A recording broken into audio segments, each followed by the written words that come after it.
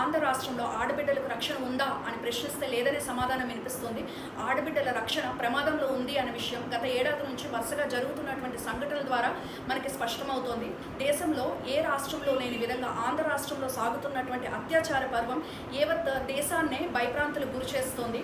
ఎంతగా అంటే చంద్రబాబు నాయుడు గారి ప్రభుత్వం ఏర్పడినప్పటి నుంచి కూడా మహిళలపైన బాలికలపైన సుమారు 188 అత్యాచారాలు జరిగాయి. రీసెంట్గా జరిగినటువంటి ఇన్సిడెంట్స్ చూసుకుంటే అనంతపురంలో ఇంటర్మీడియట్ చదువుతున్నటువంటి గిరిజన బాలిక పైన చాలా దారుణంగా హత్య జరిగింది. వారి తల్లిదండ్రులు పోలీసులకు వెళ్ళి వారి కుమార్తె కనిపించట్లేదు అని ఫిర్యాదు చేసినప్పటికీ కూడా రాష్ట్ర ప్రభుత్వం ఆ అమ్మాయిని రక్షించడంలో పూర్తిగా విఫలమైంది. 6 రోజుల తర్వాత ఆ అమ్మాయి మృతదేహాన్ని గుర్తించారు. ఇది పూర్తిగా యంత్రాంగం తాలూకు వైఫల్యం అని చెప్పుకోవాలి. అలాగే ఇంకో సంఘటన చూసుకుంటే రాప్తాడు నియోజకవర్గం రామగిరి మండలం, ఇది మాజీ మంత్రి పరిటాల సునీత గారి ప్రాంతం. ఇందులో 9వ తరగతి చదువుతున్నటువంటి దళిత బాలిక పైన 14 మంది యువకులు కొన్ని నెలల పాటు సామూహిక అత్యాచారం చేస్తున్నటువంటి ఘటన యావత్ రాష్ట్రాన్ని తీవ్రంగా కలిచివేసింది. ఇది నిజంగా చాలా బాధాకరమైనటువంటి సంఘటన. సమాజం అంతా కూడా నిందితులపైన కేసు నమోదు చేస్తారు, వారిపైన కఠినమైనటువంటి చర్యలు తీసుకుంటారు అని ఎదురు చూస్తున్నారు, నిలదీస్తున్నారు. కానీ అన్నిటికంటే దురదృష్టకరమైన విషయం ఏంటంటే ఈ రోజు వరకు కూడా వారిపైన కేసు నమోదు కాలేదు.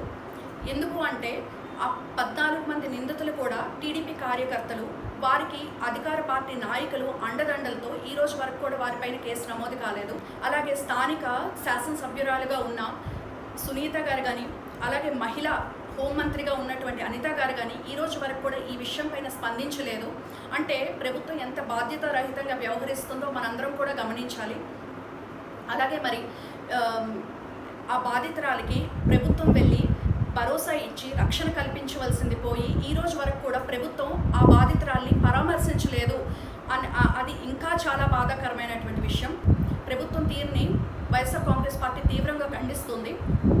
అలాగే మరి వైఎస్ఆర్ కాంగ్రెస్ పార్టీ హయాంలో జగన్మోహన్ రెడ్డి గారు మహిళల రక్షణ కోసం, భద్రత కోసం దిశా వ్యవస్థను తీసుకొచ్చారు. తద్వారా లక్షలాది మంది మహిళలు రక్షించబడ్డారు. ఎవరైనా మహిళలు కానీ బాలికలు కానీ ఇబ్బందులో ఉన్నారని సమాచారం వెళ్తే వెంటనే 5 నుంచి 10 నిమిషాల్లో పోలీసులు ఆ స్థలానికి, ఆ ఘటనా స్థలానికి చేరుకొని వారిని భద్రత కల్పించినటువంటి పరిస్థితులు అనేక చూసాము. మరి అలాంటి ఒక గొప్ప వ్యవస్థని కూటమి ప్రభుత్వ అధికారంలోకి వచ్చిన తర్వాత నిర్వీర్యం చేసింది. మేము వైఎస్ఆర్ కాంగ్రెస్ పార్టీ నుంచి ఒకటే డిమాండ్ చేస్తూ ఉన్నాము, మళ్ళీ ఇలాంటి సంఘటనలు పునరావృతం కాకుండా ఉండాలంటే నిందితులపైన కఠినమైన చర్యలు తీసుకోవాలి. అలాగే బాధితురాలికి రక్షణ కల్పించాలి, భరోసా కల్పించాలి ప్రభుత్వం.